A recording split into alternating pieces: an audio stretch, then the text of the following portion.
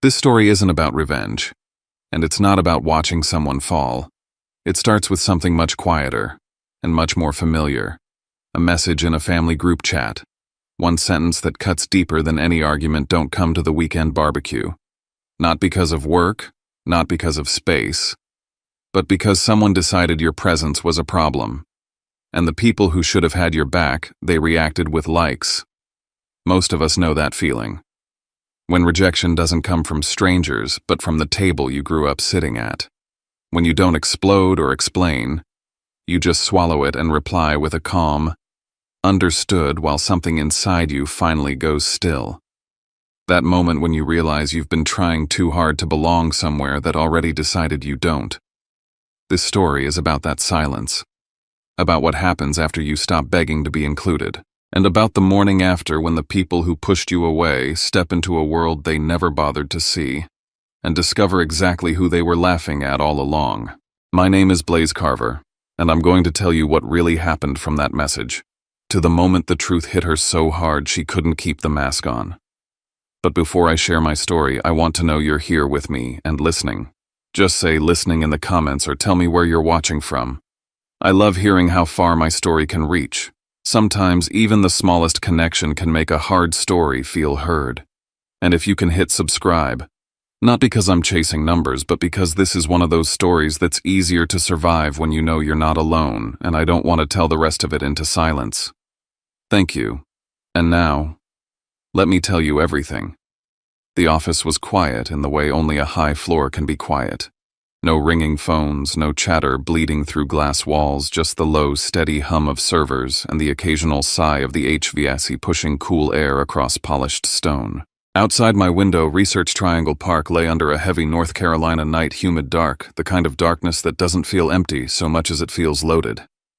The city lights down toward Durham flickered like distant embers, and the rain that had threatened all afternoon finally started to fall in thin sheets that turned the world into blurred watercolor.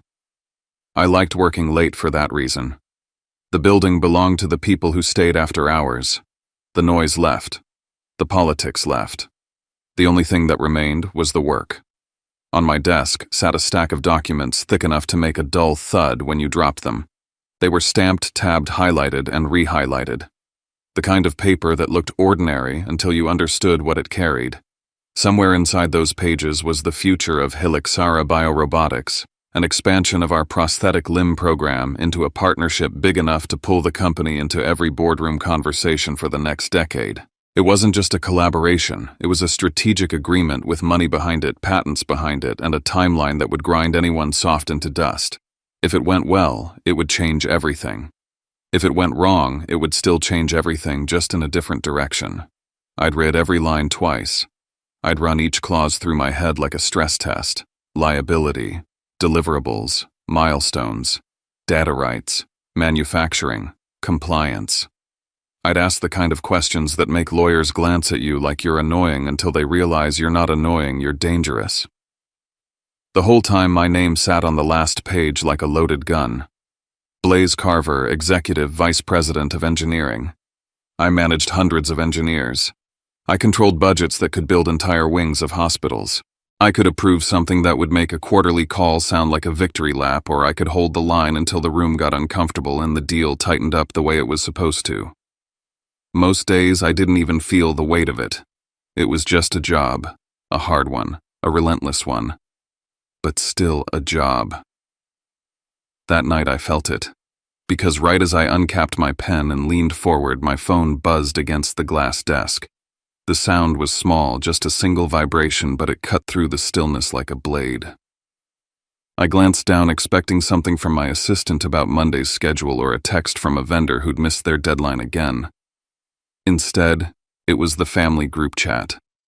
The little green bubble at the top of my screen had Carver Family written across it like a joke the universe refused to stop telling. I tapped. The message was from Jude. "Don't come to the weekend BBQ. My new wife says you'll make the whole party stink." For a second I stared so hard I didn't blink. My mind did that thing it does when it's trying to protect you, when it wants to pretend it didn't see what it saw. Like if you look away fast enough, the words will rearrange themselves into something normal. Something forgivable.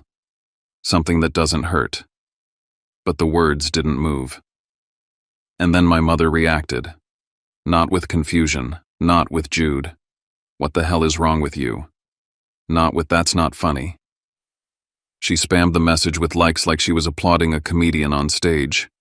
A second later, one of my aunts tossed in a laughing reaction, and then my father added a heart like he was blessing it. A heart. Like the insult was love. I waited. I actually waited for the moment when someone would step in and say, "Knock it off, that's your brother."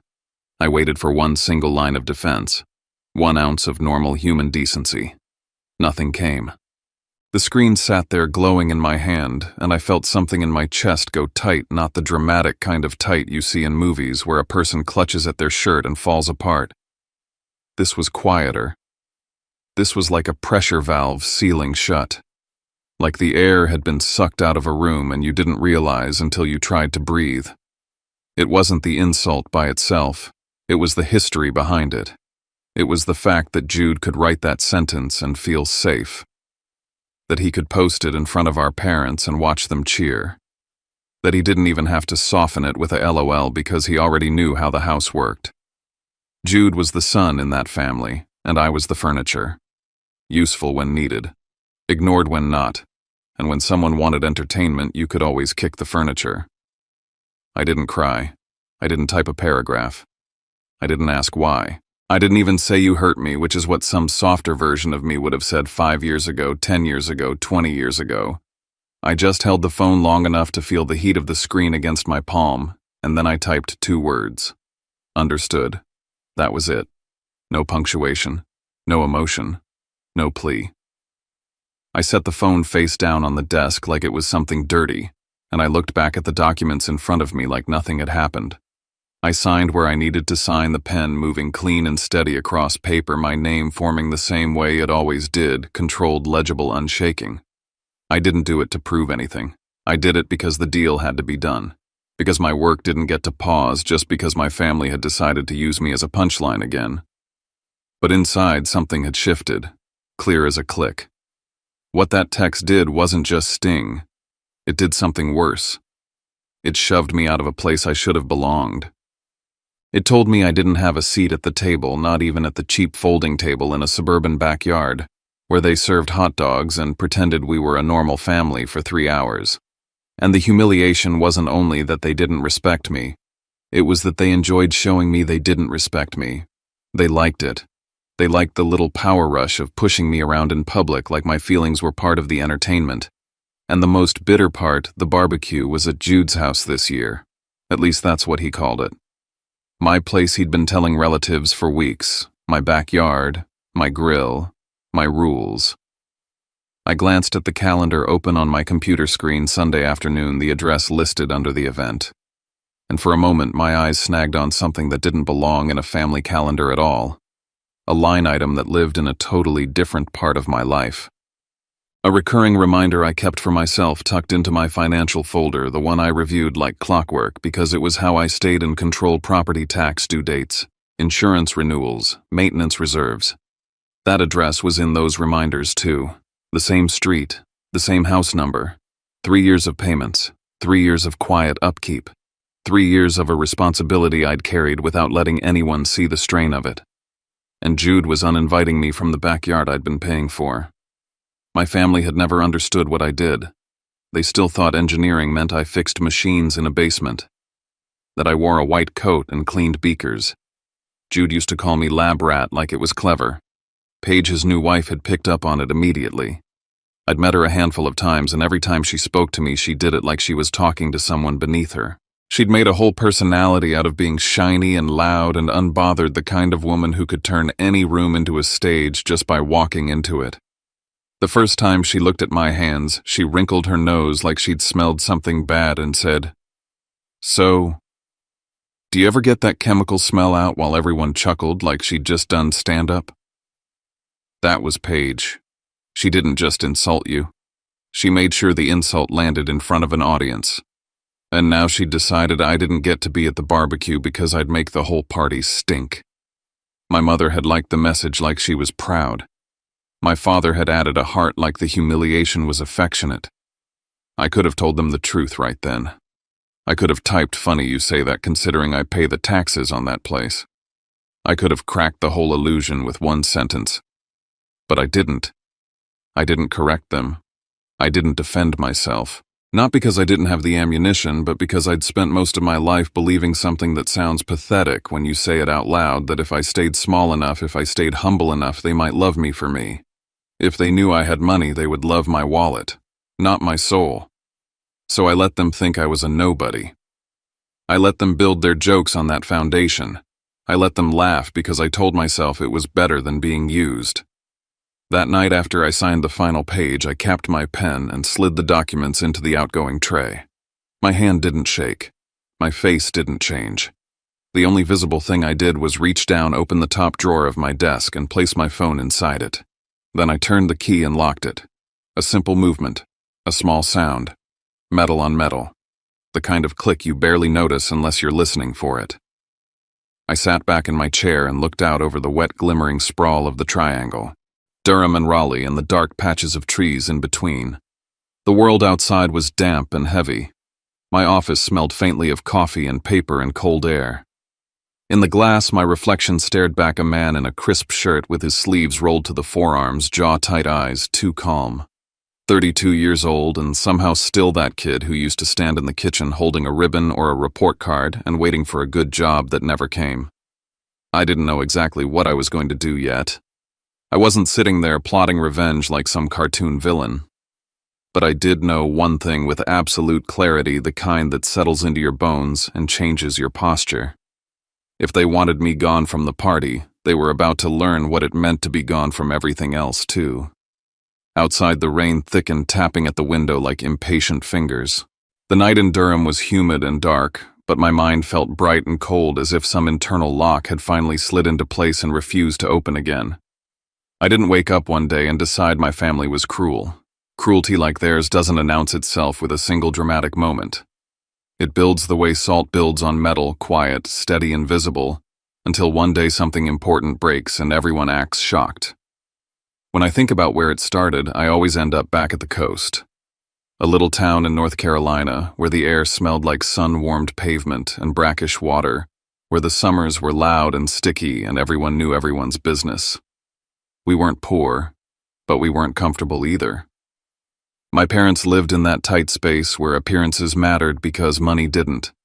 They believed respect came from looking like you had things handled, from being the kind of family people nodded at in the grocery store, from having a son who could charm a room. That son was Jude. He was 2.5 years younger than me and somehow made it look effortless to be loved. He was the kid who could trip someone in the yard and then grin so wide the adult would laugh instead of scold. He was loud. He was fearless. He was all elbows and confidence, always running, always talking, always performing. By middle school, he was a highlight reel. Football, basketball, whatever sport had a crowd. He knew how to find the cameras before cameras were even in everyone's pockets. And me, I was the quiet one, the weird one. The kid who preferred sitting on the porch with a screwdriver and a broken radio, taking it apart piece by piece just to see how it worked. I liked the inside of things. I liked systems. I liked the truth that lived under the noise. I could spend an hour staring at a circuit board and feel more peace than I felt at a family dinner. In the Carver house, loud was good. Athletic was better. Smart was suspicious. Smart made my mother uncomfortable because it couldn't be displayed in a photograph the way a trophy could. Smart made my father impatient because it required listening. Jude got praised for being a natural leader. I got told to stop overthinking. Jude got excused because boys will be boys. I got corrected because don't make it weird. There's a pattern that becomes obvious when you're old enough to name it. Jude could fail and still be adored. I could succeed and still be inconvenient. I remember one Friday night when I was 15 and Jude was 13. My parents had gone to a neighborhood cookout, ironically enough, and left us home. Jude decided it would be fun to take my dad's car keys from the bowl by the door and just move the car to impress some friends who were walking by. He didn't get far. He backed into the mailbox so hard it snapped clean off and the fender dented like someone had punched it with a giant fist. When my parents came home, Jude was on the driveway with his hands in his hair, doing this dramatic shaking voice apology that sounded like it belonged in a school play. "I messed up," he kept saying. "I know I messed up. Please don't hate me." My mother wrapped him in a hug like he'd been wounded in battle. My father sighed and said, "At least you're owning it, buddy." No one asked the follow-up question. No one asked how we were going to pay for the repairs. No one asked why the keys were so easy to take. They just looked at Jude's tears like they were proof of character. 2 days later, I was in the garage with a borrowed toolkit watching videos on an old laptop trying to pull the dent out as clean as I could.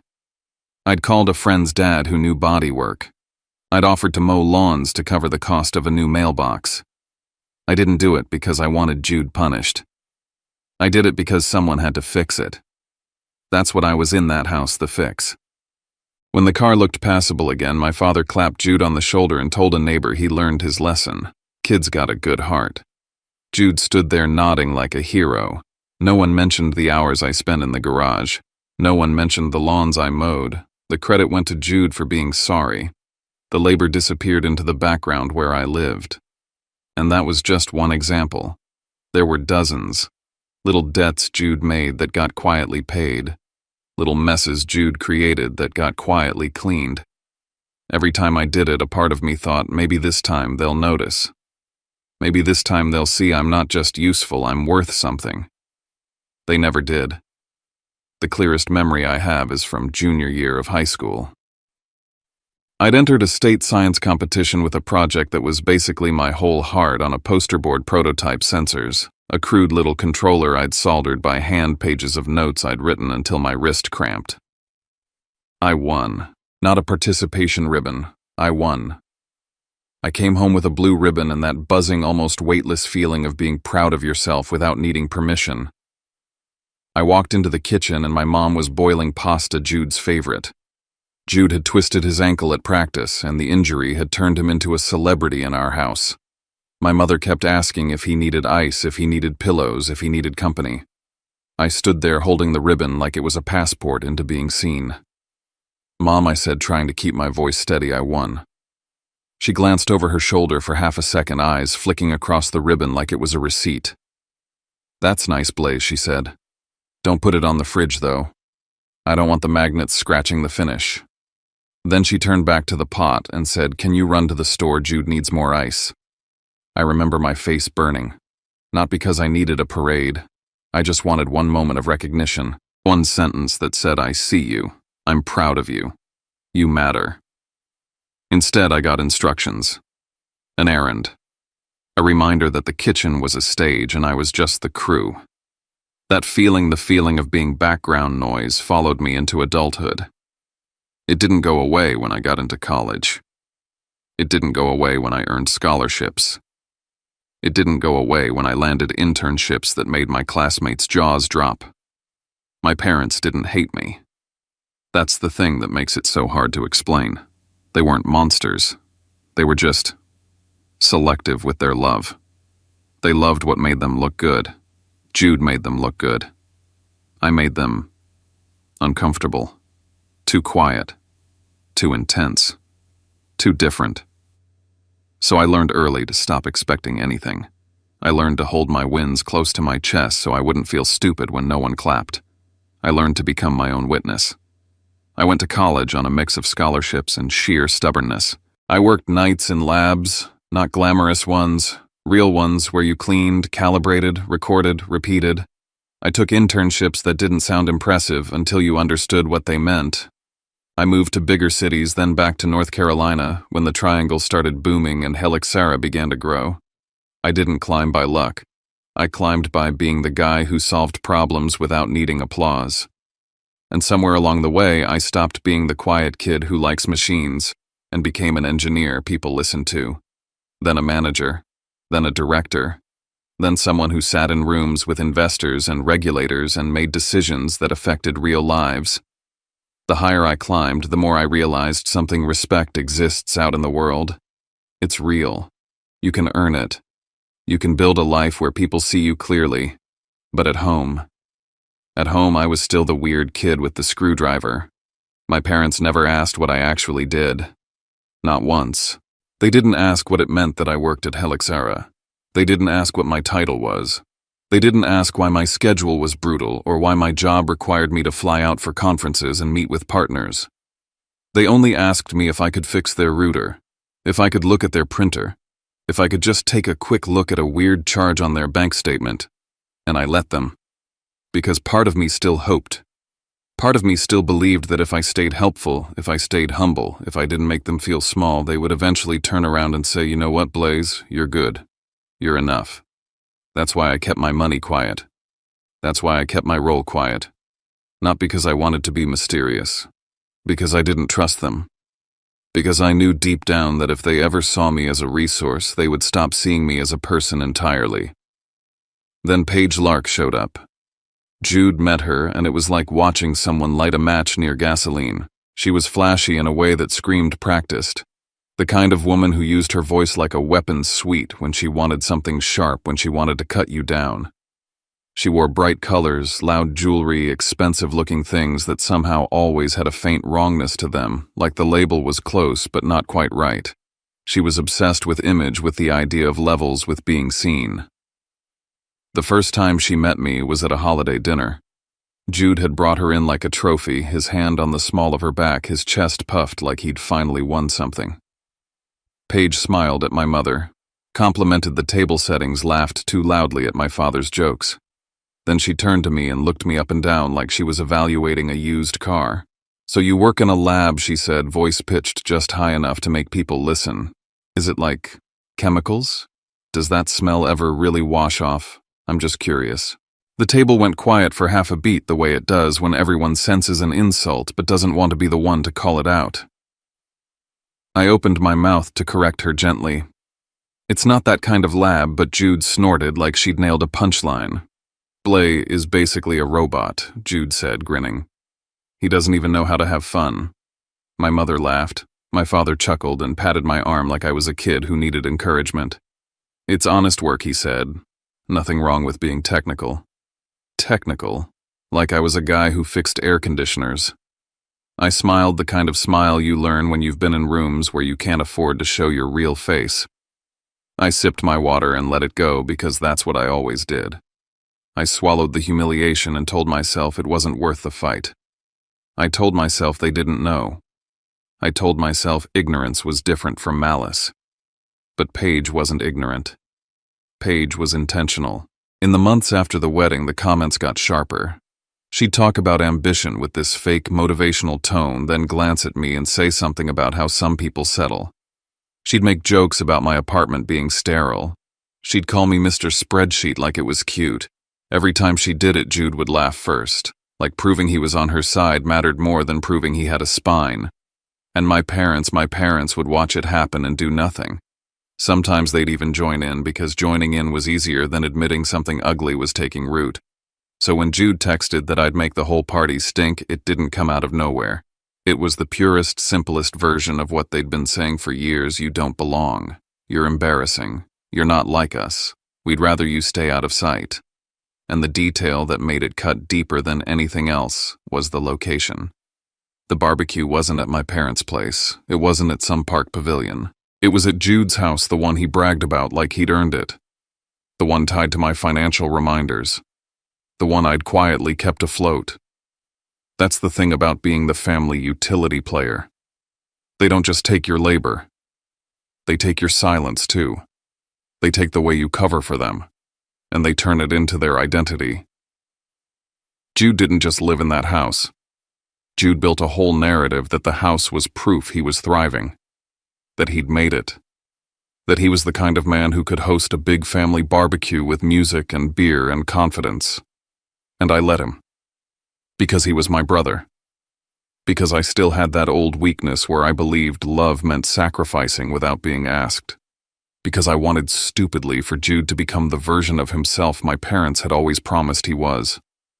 But when I saw my mother's likes under that message, and my father's heart, I finally understood something I'd spent my whole life avoiding. They didn't want me to be seen. They wanted me to be useful. And when I asked even silently to be respected, they treated it like a joke. Sitting in my office the night before after I locked my phone away, I felt a sadness that surprised me by how clean it was. No messy sobbing, no panic. Just a quiet grief like a curtain closing. A part of me still wanted them to look at me and say we were wrong. You mattered. You always did. But that text message was the moment I realized they weren't wrong by accident. They were wrong on purpose, and they were proud of it. The next morning I still drove to work early. Same route, same coffee, same badge swipe at the security gate. The building didn't care what my family thought of me. My team didn't care. The work didn't care. It was the one place in my life where the rules made sense. And as I rode the elevator up to my floor, I had this strange, steady feeling like my body already knew what my mind hadn't caught up to yet. That day, my brother and his new wife were going to walk into a place they'd never bothered to imagine I belonged. And for the first time, I wasn't going to explain myself to make them comfortable. Saturday mornings at Helixera were my favorite because the building belonged to me in a way it never could, Monday through Friday.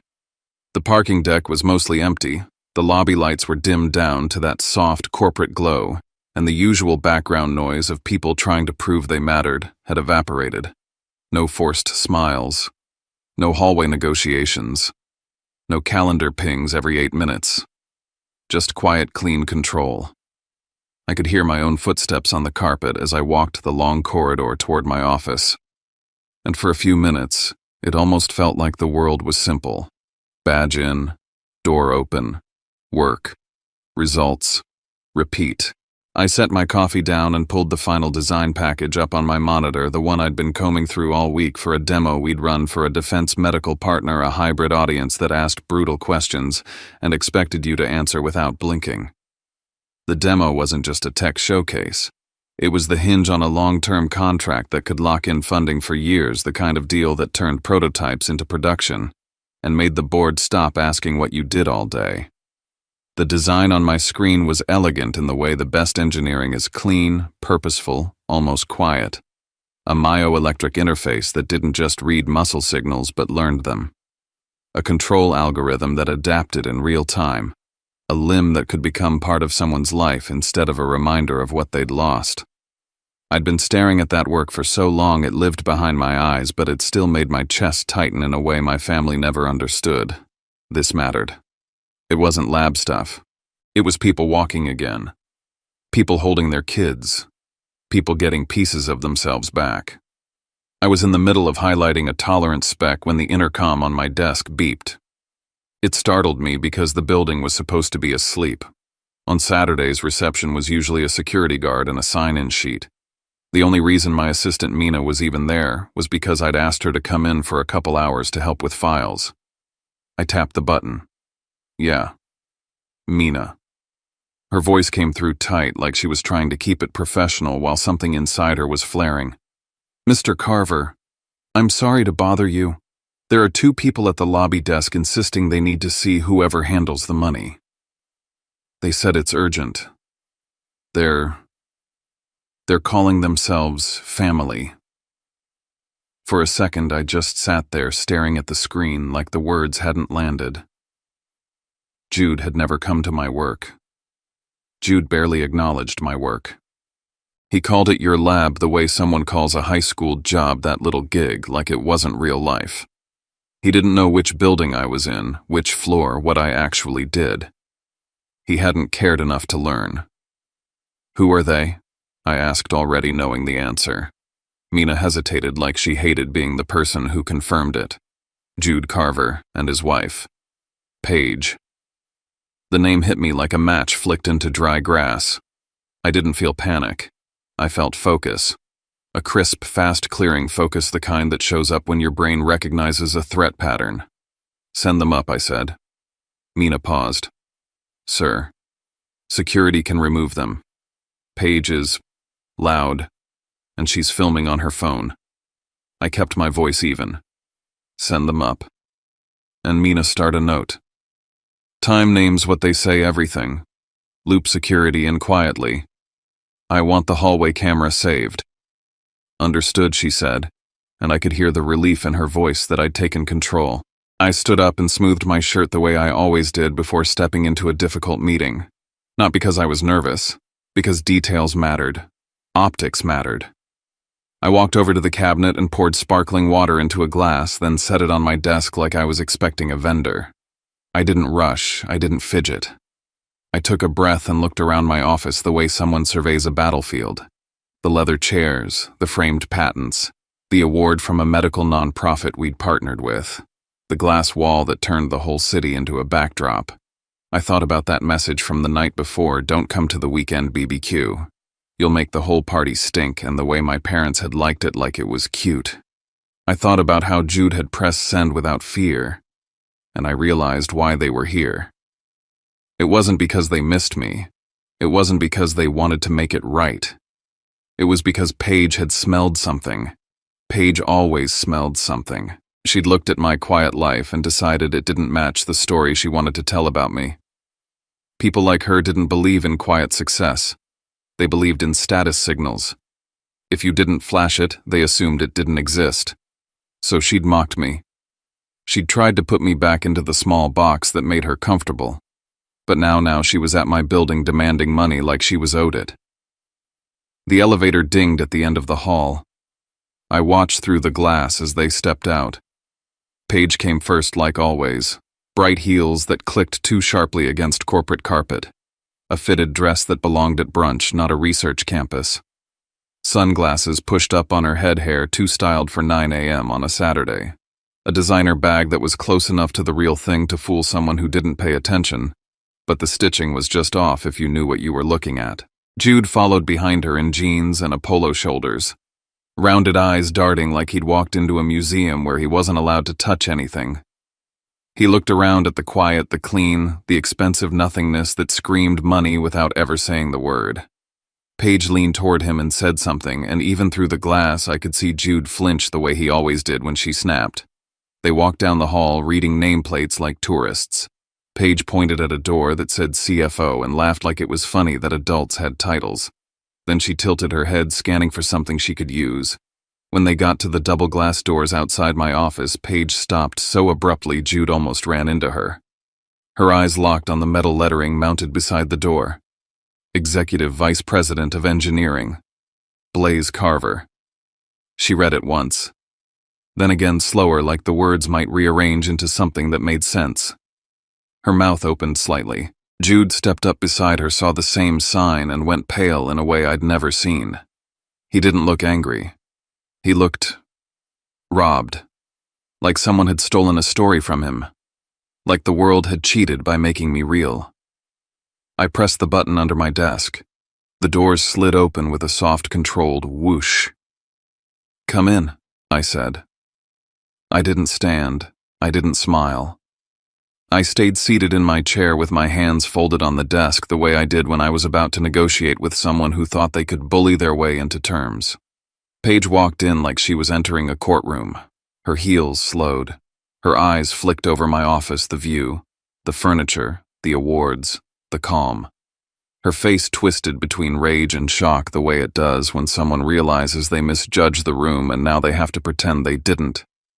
What is this?" she demanded, but her voice had lost that playful edge she used at family dinners. "This is my office," I said simply. Jude stared at me like I'd become a stranger overnight. "Liv," he started, then caught himself because I wasn't Liv. I wasn't his sister. I was his brother. And in that moment, the old dynamic cracked. "Blaze," he corrected, swallowing. You work here. Like in this room." I let the silence stretch just long enough to make him feel it. "You wanted to see someone who handles money," I said. "You found him." Paige recovered faster than Jude because Paige always recovered fast. She straightened her posture, pasted on a glossy smile, and walked right up to my desk like she owned the space. She dropped a folder onto my paperwork with a little flourish, the way someone tosses down a trump card. The cover was shiny, professionally printed, full of bright lifestyle photos that looked more like a mood board than a business plan. "This is even better," she said brightly. "We don't have to deal with strangers. Family helps family, right?" I glanced at the title, Lark Plus Jude Lifestyle Brand Launch. The words "Seed Round" were printed beneath it like a costume. "What is this?" I asked. Paige leaned forward, palms on my desk, and I had to fight the urge to tell her to move her hands off my things. "It's our future," she said. "I'm launching a lifestyle brand. Influencer stuff. Fitness, skincare, clothing. Content strategy. Consulting. We need seed money. You can write the check today." Jude stood behind her like a kid caught shoplifting, staring at the floor. "How much?" I asked. Paige said it like she was ordering a side dish. $2 million to start. The number sat between us like a challenge. $2 million wasn't help with a deposit. It wasn't spot us for rent. $2 million was entitlement. $2 million was a person revealing exactly who they thought you were in their life. Paige flicked her eyes around the room again, soaking in the view, and her smile sharpened. "And before you make it weird," she added, "we'll give you 5%. You'll make it back in a year. Easy." I looked at Jude. He wouldn't meet my eyes. Yesterday he'd told me not to come to the barbecue because I stink. Today he stood in my office while his wife asked me for $2 million like it was normal. "Yesterday," I said quietly. Jude's head snapped up. Paige's smile didn't move. "Yesterday you told the whole family I shouldn't come to the barbecue because I'd make the party stink." Paige waved a hand dismissively. "Oh my God, that was a joke. You're so sensitive. We're talking business now." Business. The words sounded obscene coming from her mouth. I kept my tone flat. "If I make the whole party stink, why do you need me today?" Paige's eyes flashed annoyance, then calculation. "Because your family," she said like it was a weapon. "And because you have more than enough. Look around. You sit up here while Jude is drowning. And what you're going to let your own brother fail?" Jude finally found his voice small and desperate. "Blaze, just listen." Paige worked hard on it. I held my gaze on him. Did she work as hard on it as she did on that text message? Jude flinched. Paige's smile fell clean off her face. The mask slipped, and what showed underneath was the person I'd felt at every dinner table, a person who didn't just want money, but wanted dominance. "Don't do that," she snapped. "Don't embarrass us. We came here respectfully. We're giving you an opportunity. Opportunity. That's what parasites called the bite." I reached for the folder, not to open it, but to slide it back toward her like it was contaminated. I set my pen down beside it with deliberate care. "I'm not signing anything I haven't read," I said. "Not today. Not in this room. Not under pressure." Paige's jaw clenched. "You're really going to do this," she said. "You're going to act like we're strangers." I leaned back slightly, still calm. "You've treated me like a stranger for years. I'm just matching the terms." Jude's face went tight with panic. Paige's eyes narrowed to slits. And then she leaned in closer, voice dropping low like she wanted it to feel private, intimate, threatening. "You're going to regret this," she said. "You don't get to turn your back on family and walk away." I didn't argue. I didn't raise my voice. I just looked at her long enough that she felt the difference between me now and the version she'd mocked at holiday dinners. "We'll see," I said. Paige stared at me for a beat like she wanted me to flinch. When I didn't, she snatched the folder back, spun on her heel, and barked at Jude to follow. He hesitated one last flicker of shame, then he moved after her like a man being led by a leash. The doors closed behind them, the hallway swallowed their footsteps, and the building returned to its quiet. Mina called my intercom a minute later, voice shaky. "They're gone," she said. "Do you want me to document everything I told her? Timestamps, security log, save the hallway video?" And Mina, "Yes. If they come back, I want to know immediately." I hung up and stared at the spot on my desk where Paige's hands had been. My heart wasn't racing. My hands weren't shaking. What I felt wasn't fear. It was clarity. Because now I knew in a way that couldn't be undone that the text message wasn't just cruelty. It was strategy. They wanted me small so they could take from me without resistance. And if Paige was bold enough to walk into my office and demand $2 million the morning after humiliating me in front of my parents, then whatever came next wasn't going to be polite. I stayed in my chair after they left, not because I was stunned, but because I was already running scenarios. Risk assessment was second nature to me. In engineering, you didn't wait for failure to happen. You looked for the weak points and you reinforced them before the pressure hit. Paige had just shown me a weak point in my life that had nothing to do with my company, and everything to do with the fact that I'd spent too long pretending my family couldn't hurt me financially because I hadn't told them I had anything worth taking. That illusion was gone. If they could find my building and my office, they could find other things. If Paige had walked in with a glossy folder and a number like 2 million, she hadn't come to pitch. She'd come to force a signature. People with real plans didn't need desperation. They needed structure. Paige had desperation and theater. I called Mina back on the intercom. "Bring me whatever they touched," I said, "and email me your notes the moment you finish. Also ask security for the visitor log and the elevator camera clip." Mina didn't ask why. She just said, on it like she understood the unspoken truth, something wasn't right. I opened the folder Paige had dropped on my desk before she'd yanked it back. Not to read her business dreams, she'd taken that, but to study what was left behind a faint smear of her perfume in the air, the memory of how she'd leaned in, the words she'd chosen. "You're going to regret this. You don't get to walk away." That wasn't disappointment. That was a warning from someone who believed she could punish you for saying no. The rest of my Saturday went on as planned. On paper, I reviewed the demo package, signed off on a manufacturing tolerance, sent a note to my lead engineer. But my mind kept circling back to one thing. What exactly had Paige expected me to sign? That question mattered more than the insult. Because insults were free. Paper wasn't. Paper could shackle you. Paper could turn you into a guarantor, a co-signer, a liability. And the way Paige had tried to rush it told me she didn't want my support. She wanted my name. That night, back in my condo overlooking downtown Durham, the rain returned like it had a schedule. I poured a glass of water and tried to force myself to eat something, but my appetite was gone. My phone had been quiet for a couple hours, which felt wrong. When your family's been treating you like an ATM for years, silence usually meant they were planning the next withdrawal. The first message came at 8:12 p.m. from Jude. It wasn't an apology.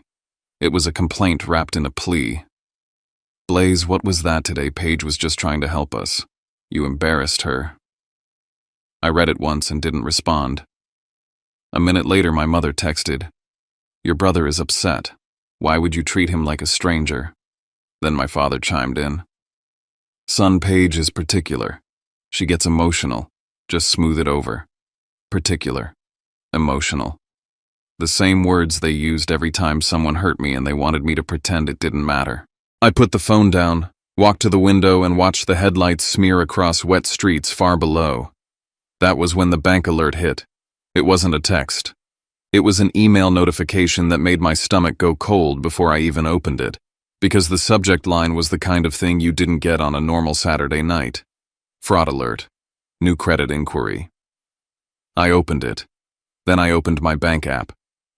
There it was again in stark, sterile font, the kind of font that didn't care whether you were betrayed or not. "A loan application for $480,000 has been submitted in your name." My mouth went dry. For a second, I just stared at the number like it couldn't be real. 480,000, not 2 million. Not a pitch, a loan, a debt. Something that would follow you like a shadow if it went through. I tapped for details. It was a small business loan application submitted online. The co-signer listed was Jude Carver. The primary applicant was me, Blaze Carver. My chest tightened so fast it felt like being punched. Then I saw the address they'd used. Not my condo, not my current residence. They'd used my parents' address, my old home base, the place I hadn't lived in for years but still existed in my paperwork like a ghost. And beneath that, the thing that made my vision blur for a second, my social security number entered correctly. They hadn't guessed. They hadn't made a typo. They had it. Someone in my family had access to it. I stood there in my kitchen with the phone in my hand, and I could feel the line between family drama and felony snapping clean in two. How did they get my SSN? The answer hit immediately, sharp and nauseating. Years ago, when I'd helped my parents refinance and organize their documents, I'd left tax paperwork in a file cabinet in their house because I trusted them not to treat my identity like a tool. That trust felt stupid now. Someone had gone into that cabinet. Someone had pulled my documents. Someone had typed my number into a loan application and pressed submit. And then they'd texted me like I was the problem for not signing a check. I dialed Caleb, my private banker, with fingers that were steady only because my whole body had turned to ice. It rang once, twice. He picked up like he'd been expecting me. Blaze, he said, voice shifting into professional mode immediately. I saw the inquiry hit. Are you okay? No, I said. I didn't authorize anything.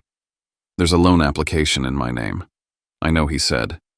It was flagged because the IP address doesn't match your usual activity and the profile is inconsistent. I haven't pushed it forward. I needed confirmation from you. It's fraud, I said. The word felt heavy leaving my mouth. It's identity theft. Caleb paused, and when he spoke again, his tone was careful. The co-signer listed as Jude Carver. Is that your brother? I closed my eyes. Yes. Another pause, longer this time. Blaze, if we mark this as criminal fraud, the bank is obligated to take steps. We can freeze your credit, lock your reports, and flag the account. We can also file a report. Do you want to escalate? I pictured Jude at 13 crying in the driveway after denting the car, my mother hugging him like he was the victim. I pictured Paige's hands on my desk, her voice telling me I'd regret saying no. I pictured my parents liking the insult in the group chat like it was entertainment.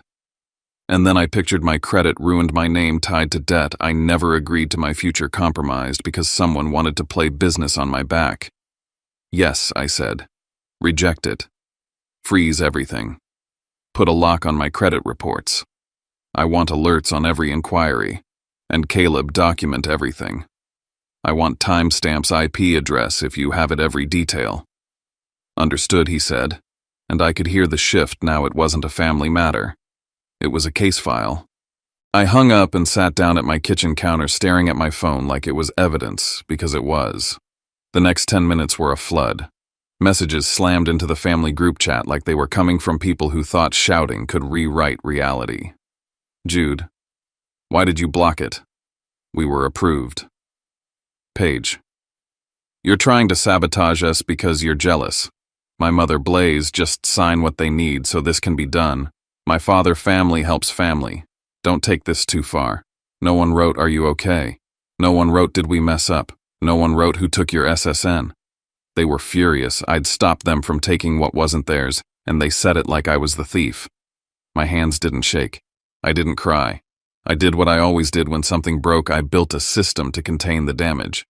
I took screenshots of the bank alert. I took screenshots of every message. I saved them to a secure folder on my laptop and labeled it evidence. Because naming something makes it real. And because part of me needed the reminder that I wasn't imagining this. I wasn't being sensitive. I was being robbed. Then I made a second folder and backed it up. Then a third. When you're an engineer, redundancy isn't paranoia. It's survival. Sometime after midnight, when the messages slowed into angry silence, I stared at the ceiling in my dark bedroom and felt something settle in. It wasn't rage. It was a clean, brutal understanding. Paige hadn't come to my office because she respected me. She came because she thought she could use me. Jude hadn't sent that barbecue text because he was joking. He sent it because it made him feel powerful in front of his wife. My parents hadn't liked the insult because it was funny. They liked it because keeping me small kept Jude big. And now they'd crossed a line they couldn't uncross. Because words heal with time. Fraud doesn't. The next morning, Sunday, I didn't answer a single message. I didn't argue. I didn't explain. I made one call. Nadia Shu, my attorney, picked up on the second ring like she always did because the clients who have real problems don't call at convenient times. Blaze, she said.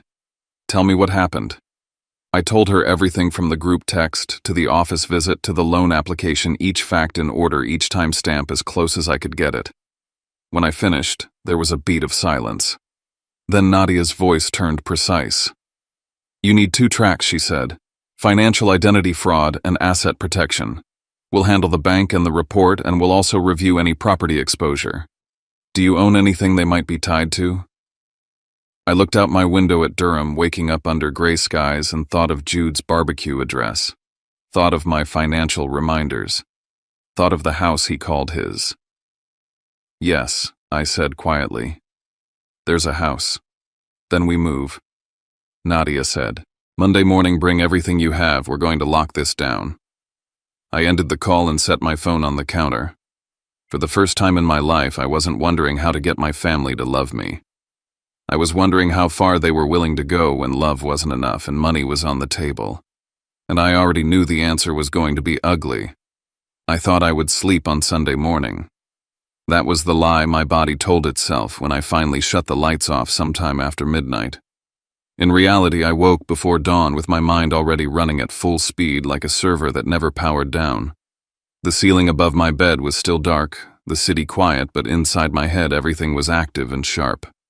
I stopped fighting it and did what I always did when something felt unstable. I started breaking it down. I treated the situation the way I would a system failure. Identify the source of risk, map the attack surface, define the assets under threat. Paige was the origin, as one, not Jude, not my parents. Paige. She was the catalyst and the operator. The attack surface wasn't just me. It was my family structure, their habits, their access to information I'd been careless enough to leave within reach. The assets were clear now, my financial identity and the house in the suburbs that Jude had been calling his own. Once I framed it that way, the panic faded. Panic belonged to people who didn't know what they were dealing with. I knew exactly what this was. I lay there replaying the last 6 months with Paige through a new lens, and the pattern that emerged made my stomach tighten. The questions she asked at dinners hadn't been idle curiosity. She'd never asked me how I liked my job or what I enjoyed about it. She asked where I worked, not what I did. She asked whether I signed things, not what I built. She asked if I knew investors, if I'd ever stood in for a company, if I'd set up entities before. At the time, I'd brushed it off as shallow chatter from someone obsessed with money. Now I saw it for what it was, reconnaissance. She wasn't interested in me as a person. She was mapping the financial ecosystem around me, figuring out where the levers were. My phone lit up on the nightstand before 7. I didn't need to look to know who it was. The voicemail icon blinked like an accusation. I let it go to voicemail and listened after my coffee cooling in my hand. My mother's voice cracked through the speaker, high and shaking. She cried, then sharpened. She said I'd humiliated Jude. She said I needed to call Paige and apologize. She said I was tearing the family apart over nothing. Before I could finish processing that, a text from my father followed. "Please don't make this a criminal thing. We can fix this quietly. Fix this quietly." That was when it landed fully. They knew exactly how serious this was. They just didn't want it documented. They didn't want police reports or case numbers or anything that would stain the image of the family they were so desperate to protect. They understood the danger. They were just willing to sacrifice me to avoid it. I didn't respond. I set the phone down and stared out over Durham as the sky lightened from charcoal to gray. Cars began to move far below life, going on like nothing was wrong. Somewhere between sips of coffee, another message came in, not from family this time. Serena from Helixara's PR team. Her tone was professional, careful. "Blaze, just giving you a heads up. Someone has been posting about you online and tagging the company indirectly. Nothing explosive yet, but we're monitoring." I opened my laptop and saw it for myself. Paige had taken to social media like it was a weapon. Long, emotional posts about a cold, wealthy brother-in-law who used money to control people. About toxic family dynamics. About being shut out and mistreated. She didn't name Helixara outright, but she dropped enough hints to make it obvious. The goal wasn't to win sympathy from strangers. It was to create smoke, to make me nervous, to make my company nervous, to pressure me into backing down. I called Serena and told her to document everything. Screenshots, timestamps, URLs.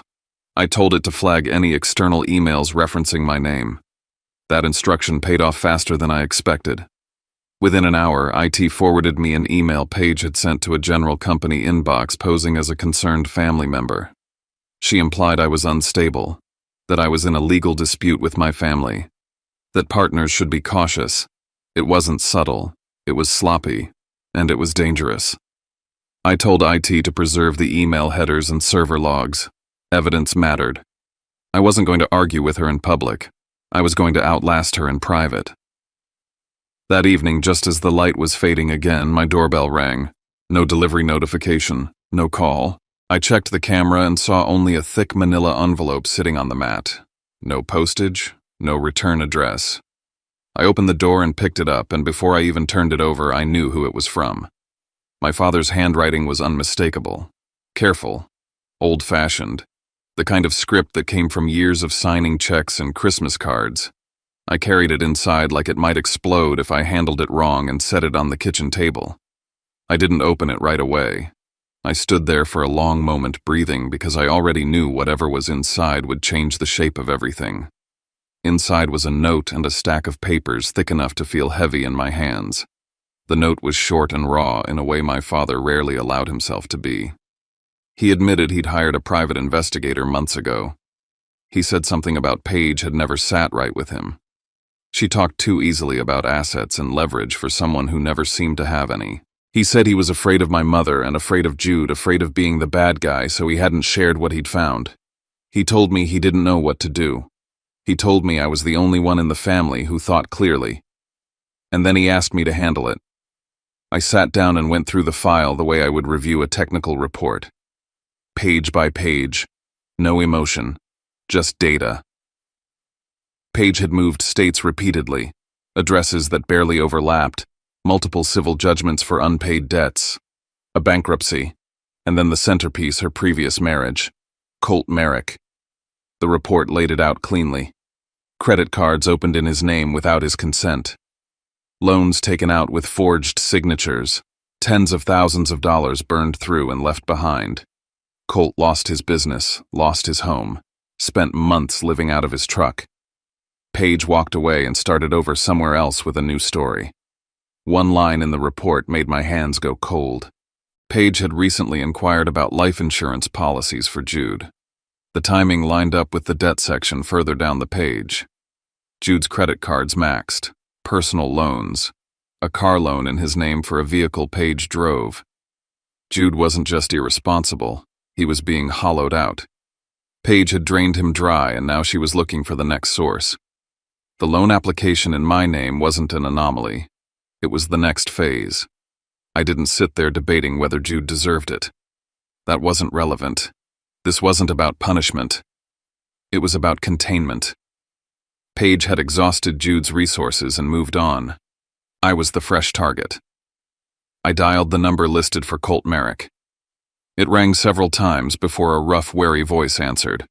I introduced myself and said one sentence that mattered. My brother just married Paige and she used my identity to apply for a loan.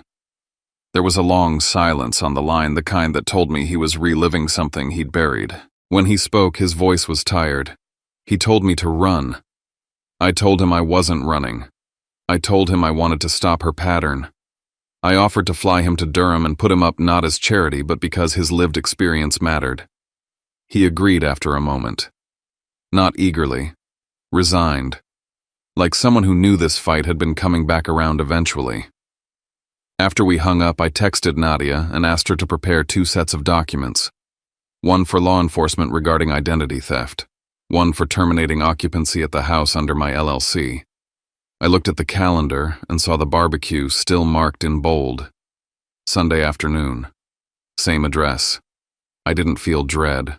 I felt resolve. I would be there, not to eat. Not to explain. To end something. RDU was quiet that morning the way regional airports are before the day fully wakes up. I spotted Colt immediately when he walked out of the gate. He didn't look like someone coming for revenge. He looked like someone who had learned how to carry damage without collapsing. We shook hands, exchanged names like professionals, and drove toward RTP without much small talk.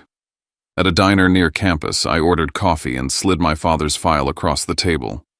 Colt read in silence, jaw tightening as he recognized his own life on paper. He confirmed details the report didn't capture. The speed, the charm, the pressure to commit fast. The way Paige used family to apply leverage so she never had to look like the bad guy. When he said she always chose men with families, she could manipulate, everything clicked. My parents weren't bystanders. They were tools. On the drive to the house, my phone buzzed again. Another alert from my credit monitoring service. A new inquiry, this time for a luxury car lease. It had been denied because my credit was locked, but the timing was telling. Paige was scrambling, grabbing at whatever she could before the door slammed shut, evidence stacked higher. I parked in the driveway using the same key I'd used for years. Jude answered the door with irritation already loaded in his voice, telling me I wasn't welcome. I walked past him without raising my voice. Legally, I had every right to be there. Paige entered the room mid-sentence and froze when she saw Colt. The color drained from her face so fast it was almost impressive. She recovered by attacking. Accusations flew. Stalker, abuser, lies layered on top of lies. Colt responded by placing court documents on the table. Dates, judgments, numbers. I told Jude to read them himself. I didn't narrate. I didn't argue. I let the facts sit between them. Jude broke in stages. First denial, then confusion, then the slow realization that his financial life was a minefield. He admitted Paige had pushed papers at him to sign, that she'd asked about loans and insurance, that he hadn't read everything. Fear replaced anger in his eyes. I placed the final set of documents on the table. The deed. The lease. The LLC paperwork. I explained calmly that I'd bought the house 3 years earlier, that I'd paid every tax bill, every insurance premium, every repair, that I'd let him live there rent-free because I believed he would grow up. Paige tried to claim a different landlord. I corrected her. I handed Jude the 30-day termination notice and explained the clause triggered by criminal activity. It wasn't a threat. It was procedure. Paige screamed about rights, about lawsuits, about calling the police. I told her to go ahead. Everything was documented. Cameras were recording. Logs were preserved. If law enforcement showed up, the story would not favor her. I left with Colt before the situation devolved. In the car, I messaged Nadia to proceed with the reports and eviction. As I drove back toward the city, the calendar notification for the barbecue popped up again. I didn't dismiss it. I let it sit there as a reminder. If they wanted that afternoon to be a stage for humiliation, I would make it something else entirely. The days leading up to the barbecue moved faster than my body could keep up with, like time had decided to compress itself just to see what would crack first. I kept going to work, kept my routines intact, showed up to meetings, reviewed specs, signed off on milestones because stability is camouflage. On the surface, nothing about my schedule changed. Underneath my phone became a live wire. Legal media, family, 3 fronts, all active, all noisy, all demanding attention at once. I answered what mattered and documented what didn't. Everything else I let ring. Nadia called me mid-morning on Tuesday with the tone she used when something crossed from preparation into motion. The identity theft report had been formally filed. The bank had submitted logs, IP data, timestamps, and written confirmation that the $480,000 loan application had been blocked due to anomalous behavior. She explained it cleanly without drama. Once a report existed, once there was a number tied to it, there was no such thing as undoing it quietly. If investigators identified a pattern across state lines, prosecutors could step in whether I wanted them to or not. I heard that not as a threat, but as a door closing. Paige no longer had the option of crying it away. There would be no reset button. I thanked Nadia and made a note to myself the way I always did when something irreversible happened. Lock achieved. Paige responded exactly the way someone like her always does when direct pressure fails. She didn't retreat. She reframed. Overnight, her social media shifted into full victim mode. Long posts, carefully chosen words. She painted herself as a woman trapped between 2 brothers, one fragile and one cruel. She accused me of financial control, of manipulation, of using money to dominate Jude and sabotage his marriage. She tagged relatives. She tagged friends of Jude's from high school. She let the comment sections fill with sympathy and outrage before anyone could challenge the story. By the time I saw the messages start to roll in from cousins and distant aunts, "Why are you being so harsh? What did they do to deserve this?" I knew she'd moved first. She'd understood something important. Truth takes time, but lies travel fast. I didn't respond online, not once. I told Serena to archive everything. Screenshots, links, timestamps, edits. IT preserved logs of the impersonation emails and every attempt Paige made to contact partners through indirect channels.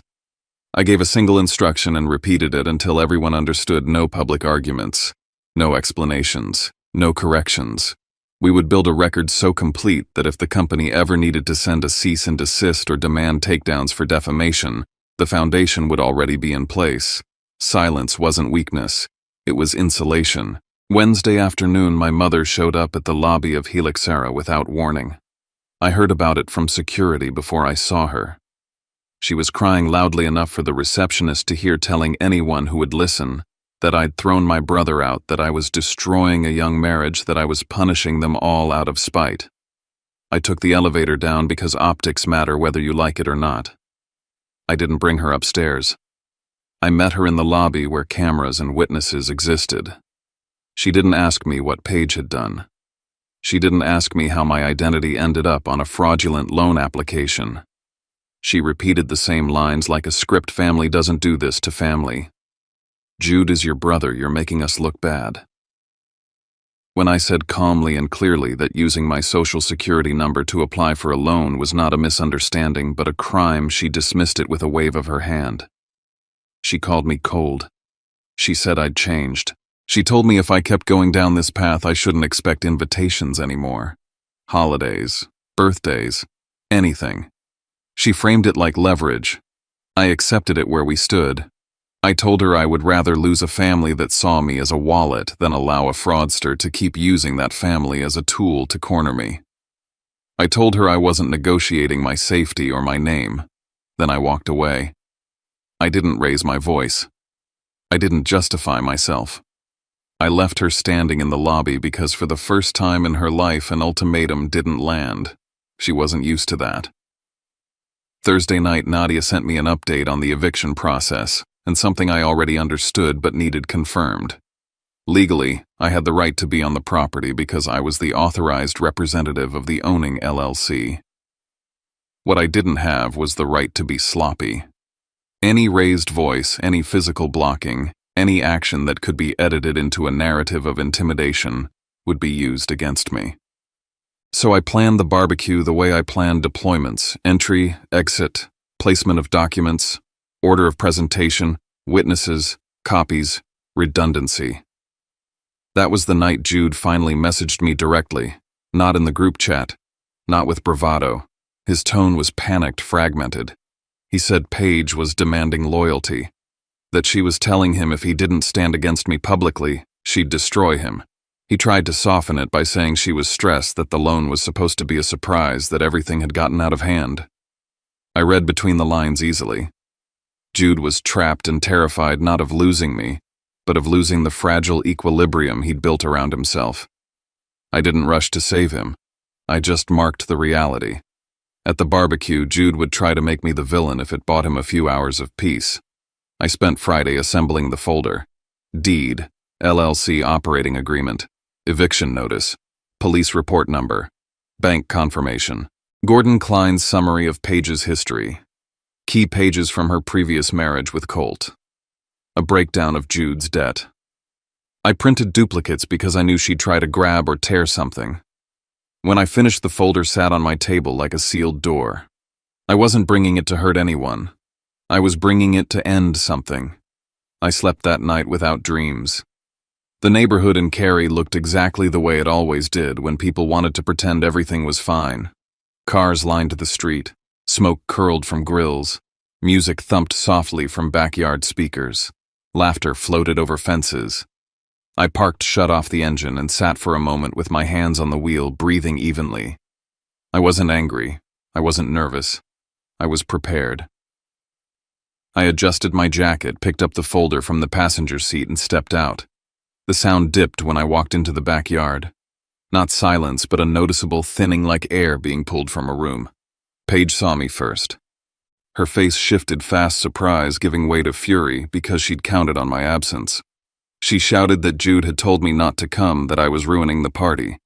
I didn't argue. I said I was there to inspect my property and finalize a matter in front of witnesses.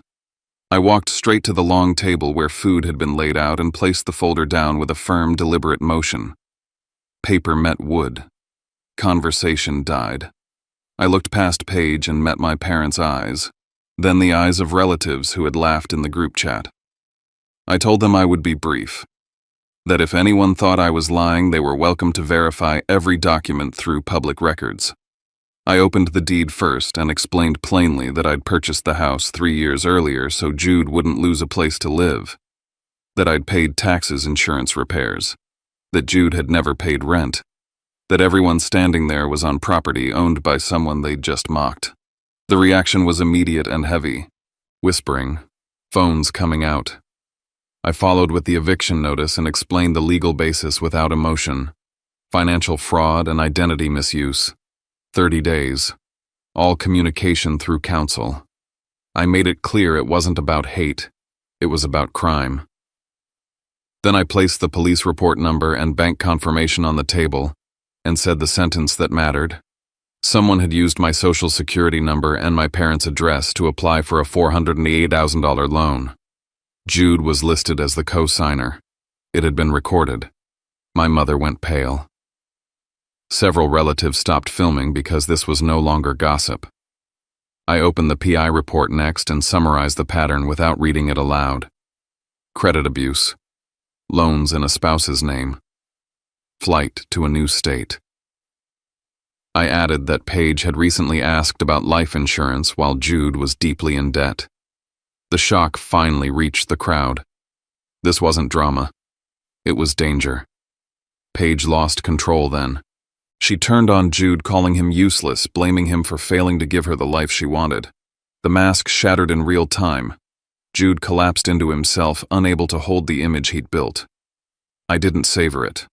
I told Jude I'd given him 3 years to stand on his own. He'd chosen mockery and silence instead. I reminded him of the message about making the party stink. I told him I was done being his safety net. I left before the chaos settled. At the gate, I heard my father call my name, but I didn't turn around. Consequences always come after the moment when someone thinks they can talk their way out. The aftermath unfolded predictably. The eviction proceeded. The sheriff came. The fraud case advanced. Colt testified. Paige faced charges. Jude's credit collapsed. My parents sold their house to cover losses and downsized. I sold the property and funded a local STEM scholarship. I changed my number. I blocked what needed blocking. I built a quieter life. Family, I learned, is not a place where respect costs money. If you are only valued when you pay, you are not loved. You are being extracted. Walking away hurt. Staying would have cost me everything. When a story like this ends, it doesn't really close. It just gets quieter. And in that quiet, we're left with questions that don't have clean answers. About family, about loyalty, about how much of ourselves we give away before we finally stop. Maybe the hardest part isn't walking away, but accepting that some people only know how to love us when it's convenient. And that choosing distance isn't always cruelty. Sometimes it's the last form of kindness we have left for them and for ourselves. If there's one thing we can hold on to together, it's this: all of us deserve a place where our presence isn't tolerated but welcomed. A place where respect doesn't have a price tag. Life doesn't ask us to harden our hearts, but it does ask us to protect them.